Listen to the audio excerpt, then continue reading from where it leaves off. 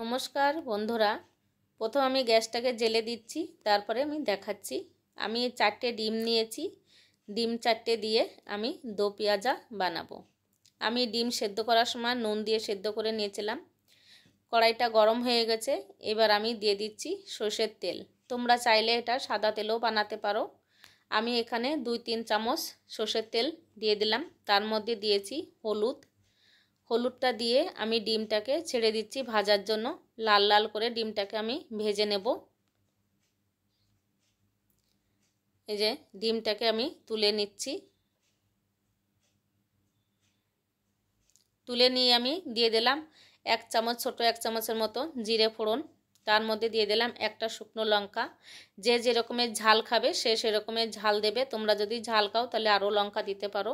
আমি পেঁয়াজ দিয়ে দিয়েছি, রসুন কুচানো দিয়ে দিয়েছি, টমেটো দিয়ে দিচ্ছি। এটাকে আমি লাল করে ভেজে নেব।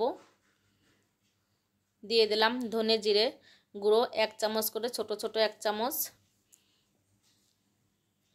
হলুদ দিয়ে দিলাম, পরিমাণ মতো নুন দিয়ে দিলাম, লঙ্কার গুঁড়ো দিয়ে দিলাম, কাশ্মীরি লঙ্কার গুঁড়ো।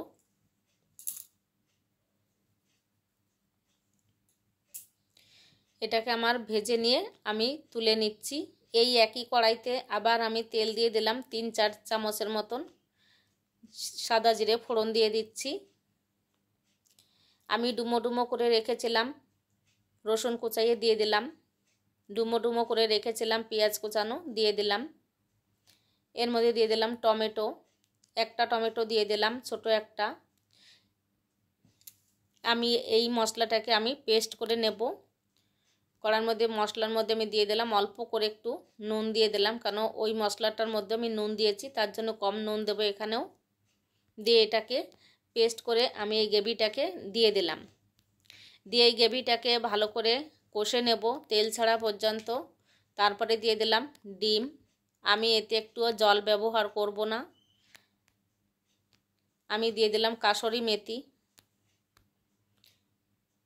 আমার গ্যাসটাকে বন্ধ করে দিয়ে এবার আমি নামিয়ে নিচ্ছি। দেখো দো পেঁয়াজা কেমন করে আমি করলাম শর্টে, তোমরা এইভাবে করতে পারবে। নমস্কার, টাটা, ভালো থেকো।